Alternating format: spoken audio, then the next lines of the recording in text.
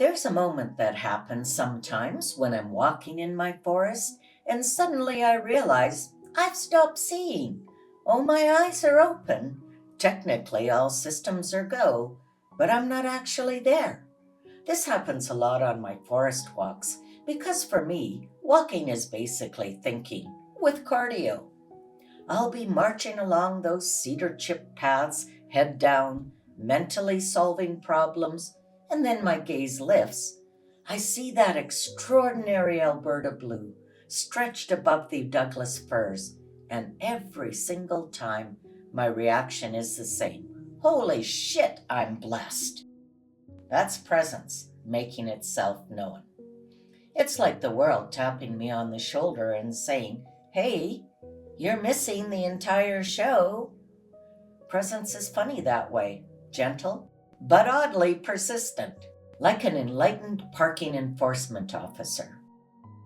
Lately, I've been thinking about presence, not as some spiritual buzzword people embroider onto decorative pillows, but as a kind of technology, something practical, something that actually can influence how we travel or create, or even how we experience our lives.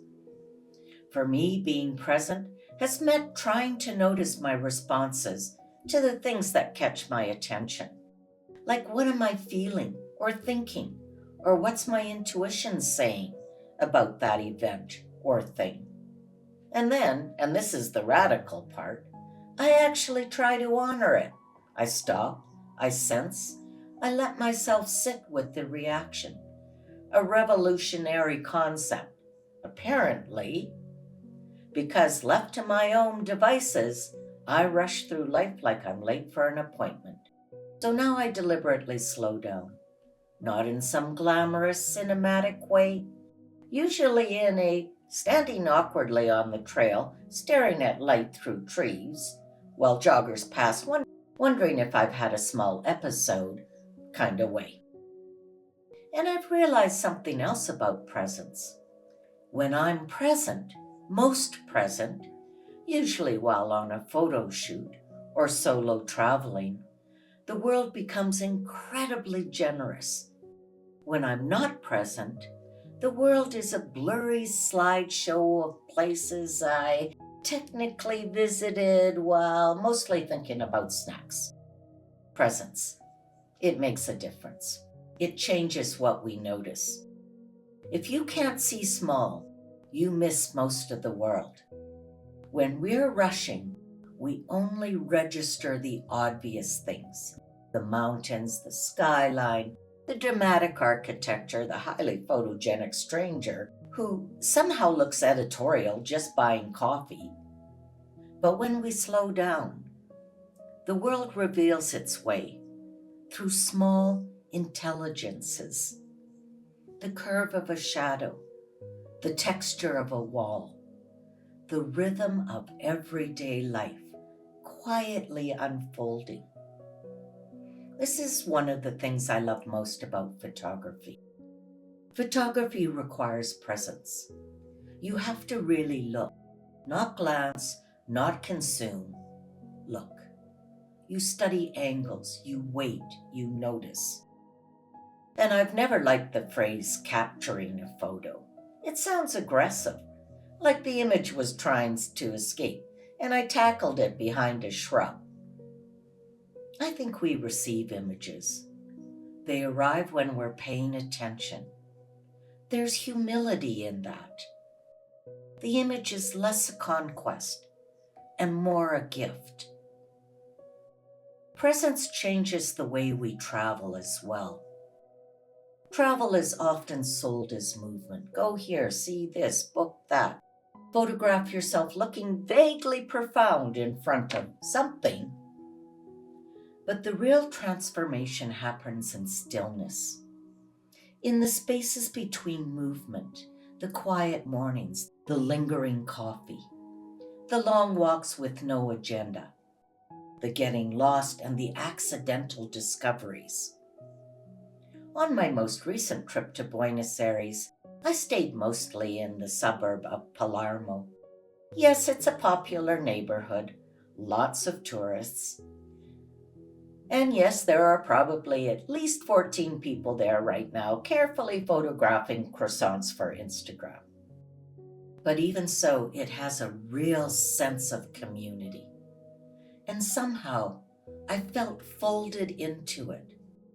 One day I was being driven back from a private architectural tour, and the second we crossed into Palermo, I knew exactly where we were. I told the guide it's the trees. And yes, the trees there are extraordinary, uniquely extraordinarily. But it was more than that. It was recognition, that strange, immediate sense of I'm home. And that was only my second day. It surprised me. Actually, it kind of alarmed me. I'm usually not comfortable becoming emotionally attached to a neighborhood before I've at least located decent coffee. But there it was. And while I did many incredible things in Buenos Aires, what I valued most were the long solitary walks, the parks, the cafes, the simple act of sitting still and letting local life move around me.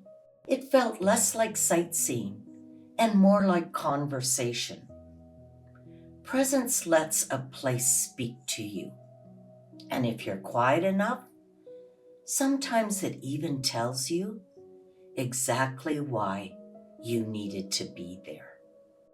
Presence changes the way we understand ourselves. When we're present, we notice our patterns, the stories we tell ourselves, the assumptions we carry, the ways we react automatically. And presence doesn't judge any of it. It just reveals, which is honestly rude. But revelations matter. Because once something is seen, it can be changed, or softened, or simply understood. Presence is a mirror, a kind one, but definitely a mirror with excellent lighting.